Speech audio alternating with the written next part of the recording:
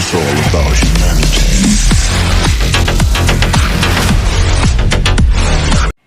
Hello everyone, कैसे हैं सब आप। आई होप आप सब अच्छे होगे, मस्त होगे और खुश होगे। मैं आपका होस्ट डॉक्टर मनीष सोनोने स्वागत करता हूँ आपका अपना चैनल ऑल अबाउट लॉ में, जिसमें हम बातें करेंगे भारत के अलग अलग लॉज की। दोस्तों, पिछले कुछ वीडियोस में हमने देखा framing of the constitution, preamble, salient features, fundamental rights. जब हम फंडामेंटल राइट्स की बात करते हैं तो फंडामेंटल राइट्स हम स्टेट के अगेंस्ट एक्सरसाइज करते हैं। तो इसमें स्टेट का डेफिनेशन क्या है, जहाँ तक हम सोचते हैं, जहाँ तक हम जानते हैं कि स्टेट मतलब state of Maharashtra, state of Punjab, state of Karnataka. लेकिन कॉन्स्टिट्यूशन में स्टेट का बहुत ही बड़ा वाइड और कॉम्प्रहेंसिव डेफिनेशन दिया है। आज के लेक्चर में, आज के वीडियो में हम स्टेट का डेफिनेशन देखेंगे कि स्टेट का मतलब क्या है। तो definition of state, other authorities, judicial pronouncements on other authorities. तो जहाँ में आर्टिकल 12 में कॉन्स्टिट्यूशन के स्टेट को डिफाइन किया गया है, तो उसे देखते हैं कि स्टेट का डेफिनेशन क्या है। और स्पेशली अदर अथॉरिटीज़ में स्टेट को कोर्ट ने इंटरप्रिटेशन करते समय कौन सी अथॉरिटीज़ है, कौन सी एजेंसीज़ है जिसको कोर्ट ने स्टेट के डेफिनेशन में लिया है। So Article 12 defines the term state as used in different articles of Part 3rd of the Constitution. It says that unless the context otherwise requires, the term state includes the following. तो state का मतलब क्या है वो Article 12 से हम शुरू करेंगे। The government and Parliament of India, that is executive and legislature of the Union. तो पहले क्लॉज में दिया है कि government and parliament of India, जिसमें executive and legislature of the union, government and the legislature of each state, that is executive and legislature of states. जैसे हर एक स्टेट्स के जो लेजिस्लेचर है, एग्जीक्यूटिव्स है, वो भी स्टेट के डेफिनेशन में आता है। पहले क्लॉज में जो government and parliament of India है, उनके लेजिस्लेचर्स है और एग्जीक्यूटिव्स है, वो भी स्टेट के डेफिनेशन में दिए गए हैं।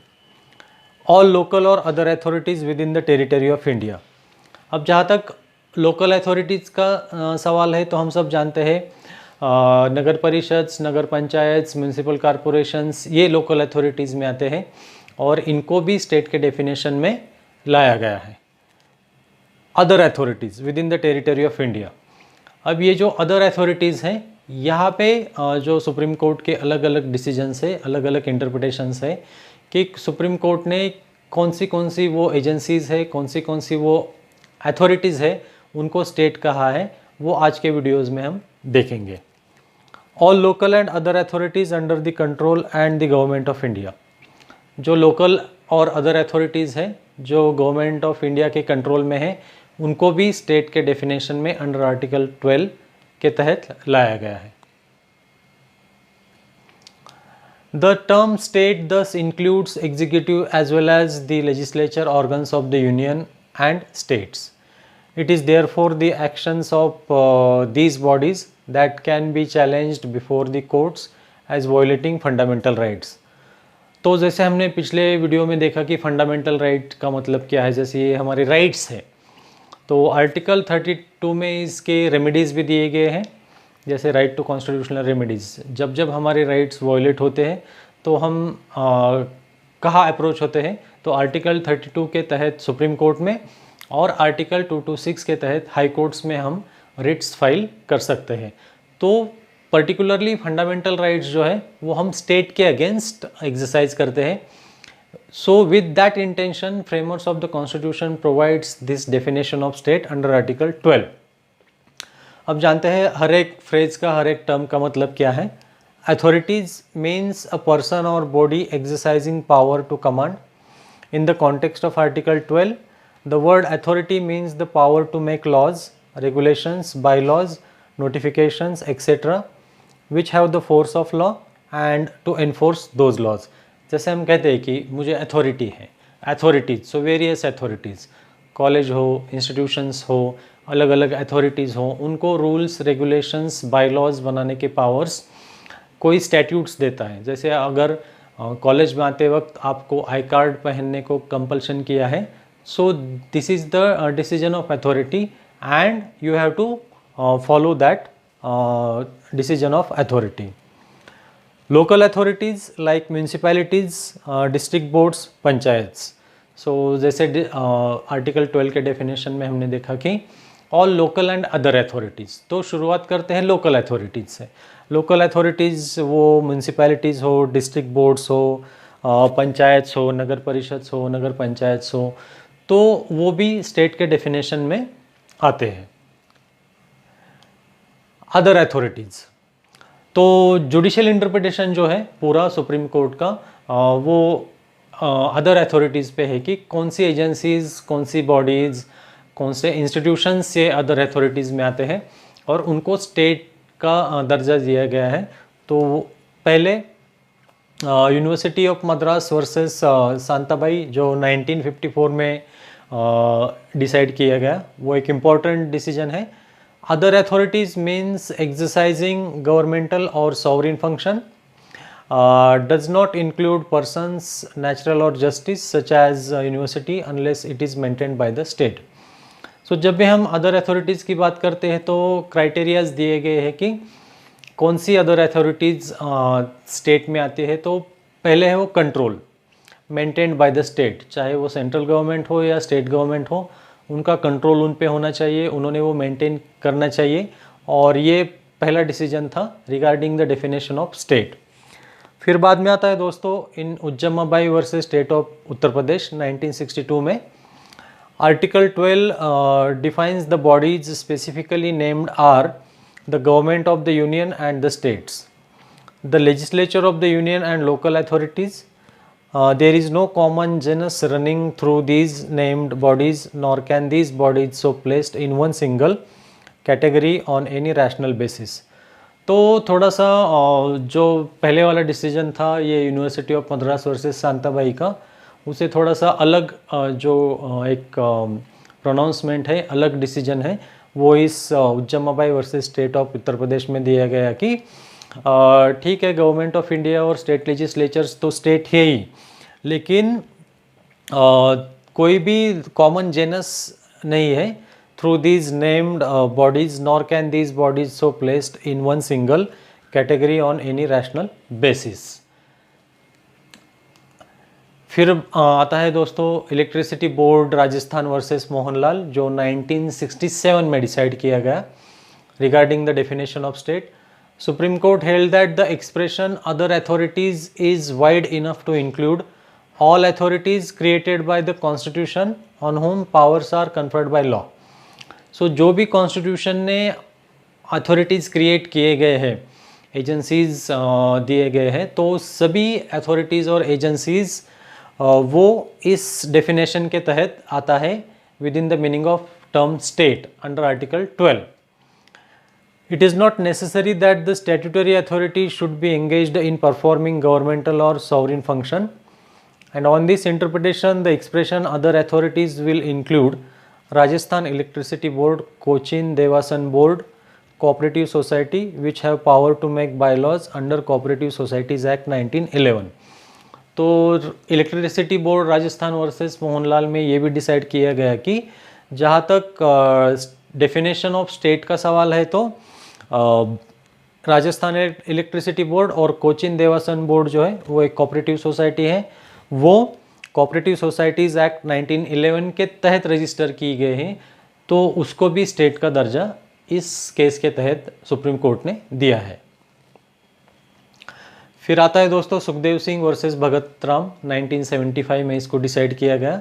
Supreme court following the test laid down in Rajasthan case by majority held that oil and natural gas corporation, जिसे हम ONGC कहते हैं, life insurance corporation LIC and industrial finance corporation are authorities within the meaning of article 12 of the constitution and therefore they are state. तो ये तीनों institutions जो हैं, तीनों पब्लिक सेक्टर्स जो हैं, oil and natural gas commission corporation LIC and industrial finance corporation are authorities within the meaning of article 12 of the constitution and they are state. All three statutory corporations have power to make regulations under the statute for regulating conditions of service of their employees. The rules and regulations framed by the above bodies have the force of law. The terms of contract with a particular employer is prescribed by the statute itself. These regulations are binding on these bodies. तो ये कुछ criterias दिए गए हैं कि अगर कोई भी एजेंसी या अथॉरिटी को स्टेट का दर्जा देना चाहिए तो ये क्राइटेरियाज है कि those corporations have power to make regulations, rules regulations bylaws बनाने के उनको राइट्स होने चाहिए under the statute for regulating conditions of service of their employees. तो इस अथॉरिटीज़ के जो भी एम्प्लॉयज़ हो गए उनके सर्विस ऑफ कंडीशंस डिसाइड करने के राइट्स इन अथॉरिटीज़ को होने चाहिए। The effect of these decisions was that the authorities not created by the constitution or by a statute could not be a state within the meaning of article 12 of the constitution, and this was a very restrictive interpretation of the expression other authorities. तो इस case की बात करें तो एक restrictive interpretation था, क्योंकि इसमें बताया गया कि कॉन्स्टिट्यूशन ने जो भी अथॉरिटीज़ क्रिएट किए गए हैं और उनको कॉन्स्टिट्यूशन ने जो पावर कन्फर किए गए हैं वही अथॉरिटीज़ स्टेट के डेफिनेशन में आती है।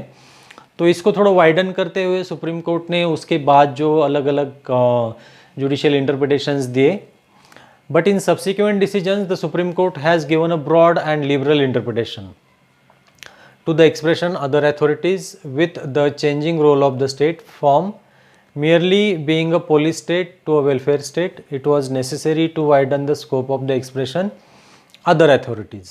So जो शुरुआत के केसेस में सुप्रीम कोर्ट ने थोड़ा सा एक रिस्ट्रिक्टिव व्यू लिया था regarding the definition of state की कौन से अथॉरिटीज़ को स्टेट कहना चाहिए, तो बाद में जो कुछ जुडिशियल इंटरप्रिटेशंस आए उसमें सुप्रीम कोर्ट ने थोड़ा सा एक लिबरल व्यू लेते हुए जो अथॉरिटीज़ के ऊपर गवर्नमेंट का कंट्रोल है, जो अथॉरिटीज़ मेंटेन्ड पार्शियली और Holi by the government of India और स्टेट गवर्नमेंट्स, तो उनको भी जो है आर्टिकल 12 के तहत उसको दर्जा दिया गया।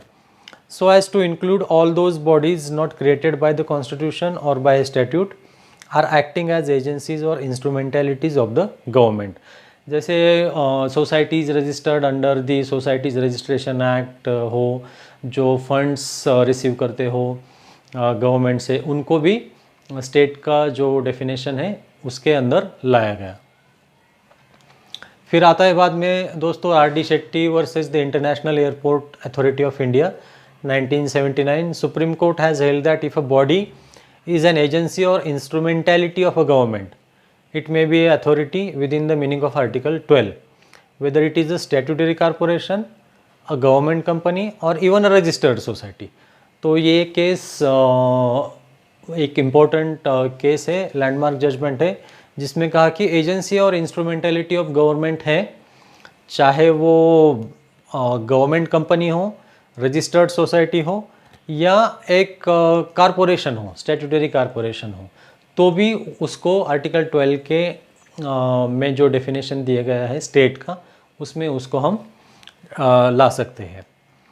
सो in this particular case it was the question that whether international airport authority which had been created by an act of parliament was the state within the meaning of article 12, and the central government had power to appoint the chairman and other member of the airport authority। तो इस case में particularly decide किया गया है कि जो airport authority है वो स्टेट है कि नहीं, तो उसमें सुप्रीम कोर्ट ने पॉजिटिवली इंटरप्रेट किया गया कि yes, airport authority is a state. The court laid down the following test for determining whether a body is an agency or instrumentality of the government. अब जब सुप्रीम कोर्ट ने कहा कि अगर कोई एजेंसी या इंस्ट्रूमेंटलिटी है गवर्नमेंट की, तो उनको कुछ क्राइटेरियाज फुलफिल करने पड़ेंगे। वो क्राइटेरियाज क्या है? Financial resources of the state is the chief funding source, that is if the entire share capital is held by government. तो जो शेयर कैपिटल अगर गवर्नमेंट पूरा उसको ये करता है तो वो अथॉरिटी है। Existence of deep and pervasive state control, ये एक इम्पॉर्टेंट फ्रेज है दोस्तों, जहाँ पे गवर्नमेंट का deep and pervasive state control है उस एजेंसी और इंस्ट्रूमेंटेलिटी पे, तो भी वो स्टेट के डेफिनेशन में आता है। Functional character being governmental in sense, public welfare के लिए वो एजेंसी और इंस्ट्रूमेंटेलिटी काम करती है, उसका कैरेक्टर फंक्शनल है, तो भी वो डेफिनेशन में आता है। If a department of government is transferred to a corporation, government का कोई भी डिपार्टमेंट जो है वो कारपोरेशन में ट्रांसफ़र हुआ है, तो भी वो डिपार्टमेंट स्टेट के डेफिनेशन में आता है। Whether the corporation enjoys monopoly status which is a state conferred और a state protected. State conferred है, स्टेट प्रोटेक्टेड है, एटोनोमस कैरेक्टर दिया है स्टेट ने, तो भी हम उसको ऐसा नहीं कह सकते कि वो एटोनोमस है इसलिए वो स्टेट के डेफिनेशन में नहीं आता। वो आता है ताकि स्टेट ने उसको वो स्टेटस एंजॉय करने के राइट्स कन्फर किए हैं, इसलिए वो एटोनोमस इंस्टीट्यूशंस भी स्टेट के डेफिनेशन में आते हैं। Applying this test in Som Prakash versus union of India 1981, Supreme Court held that the government company, Bharat Petroleum Corporation, fell within the meaning of the expression the state, and the expression other authorities will include all constitutional or statutory authorities on whom powers are conferred for the purpose of carrying commercial activities or bodies created for the purpose of promoting economic activities. So, Som Prakash versus union of India में जो Bharat petroleum corporation का issue था, तो वो state है कि नहीं, तो उसमें पॉजिटिवली सुप्रीम कोर्ट ने कहा कि yes, Bharat petroleum corporation is a state within the meaning of article 12, because it purpose of this corporation is promoting economic activities. The expression other authorities is not confined only to a statutory corporation alone, but may include a government company also.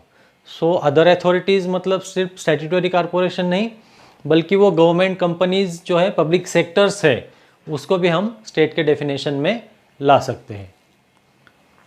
UP warehousing corporation versus Vijay Narayan 1980.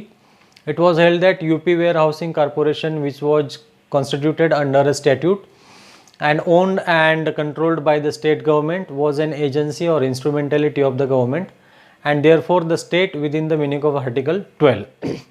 तो ये UP warehousing corporation जो है उसको भी supreme court ने article 12 के दायरे में डिफाइन किया गया.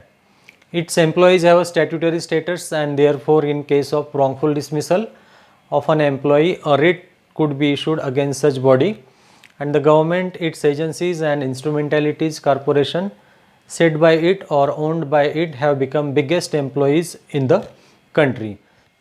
तो जो सभी पब्लिक सेक्टर्स है जहाँ के एम्प्लॉयज़ हैं, उनके अपॉइंटमेंट, क्वालिफिकेशंस, ये वही पब्लिक सेक्टर प्रिस्क्राइब करता है. तो इसके लिए सारे पब्लिक सेक्टर्स जो है उसको हम आर्टिकल 12 के तहत स्टेट कह सकते हैं. Ajay Hasia versus Khalid Mujib. It was held that society registered under the Societies Registration Act 1898 is an agency or instrumentality of the state and hence a state within the meaning of Article 12. तो इस case में अजय हसिया versus Khalid Mujib में जो एक society थी which was registered under the societies registration act 1898, उसको भी सुप्रीम कोर्ट ने कहा कि yes, it is the agency और instrumentality of the state. The rules made by the society require prior approval of the state and central government. तो जो कोई भी सोसाइटी रजिस्टर्ड होती है उसके रूल्स गवर्नमेंट फिक्स करता है और उसको जो अप्रूवल है वो भी स्टेट गवर्नमेंट या सेंट्रल गवर्नमेंट देता है. Sheela Borse versus secretary children's aid society. The court held that the children's aid society Bombay registered under the societies registration act 1860 was an instrumentality of the state and fell within the expression the state. So Sheela Borse versus secretary children's aid society में जो society थी वो बच्चों के welfare के लिए काम करती थी, वो इशू था कि ये सोसाइटी स्टेट है कि नहीं. तो सुप्रीम कोर्ट ने कहा कि yes, this society is a public trust under the Bombay public trust act of 1950 and the chief minister of the state is ex officio president. तो इसके लिए ये भी स्टेट है. Naresh versus State of Maharashtra. It was held that whether the judiciary included in the word state If a court is the state under Article 32 cannot be issued to a High Court of competent jurisdiction against its judicial orders because such orders cannot be said to violate the fundamental rights. तो judiciary state है कि नहीं, ये इसमें issue था. तो mister H M. Seervai is of opinion that the judiciary should be included in the definition of the state. H M. Seervai जो है एक बहुत बड़ी अथॉरिटी है कॉन्स्टिट्यूशन के ऊपर, उनका भी एक ओपिनियन था कि जुडिशरी को स्टेट के डेफिनेशन में आना चाहिए. एंड अ जज एक्टिंग एज अ जज is subject to the writ jurisdiction of the supreme court. The courts, like any other organ of the state, are limited by the mandatory provisions of the constitution. तो दोस्तों, आज इस video में हमने देखा article 12 of the constitution, जिसमें define किया गया है कि स्टेट किसे कहते हैं. सुप्रीम कोर्ट ने अपने अलग अलग डिसीजंस में, अलग अलग प्रोनाउंसमेंट्स में इसको वाइडली इंटरप्रेट किया गया कि स्टेट किसे कहते हैं. गवर्नमेंट की जो अलग अलग एजेंसीज़ और इंस्ट्रूमेंटलिटीज़ हैं वो सुप्रीम कोर्ट ने कहा कि स्टेट है, जहाँ पे उसका डीप और परवेजिव कंट्रोल है गवर्नमेंट का, चाहे वो सेंट्रल गवर्नमेंट हो या स्टेट गवर्नमेंट हो. Funding is the main source of this control. तो जहाँ पे गवर्नमेंट फंड करती है इन एजेंसीज़ और इंस्ट्रूमेंटलिटीज़ को, वो सारे भी स्टेट है. तो दोस्तों, आज ये मेरा वीडियो आपको पसंद आता है तो ज़्यादा से ज़्यादा इसे लाइक कीजिए, शेयर कीजिए, कमेंट कीजिए और दोस्तों इसको सब्सक्राइब करना ना भूलिए. मिलते हैं अगले वीडियो में अगले आर्टिकल के साथ, अगले टॉपिक के साथ. तब तक अपना ख्याल रखिए. Take care. Good bye.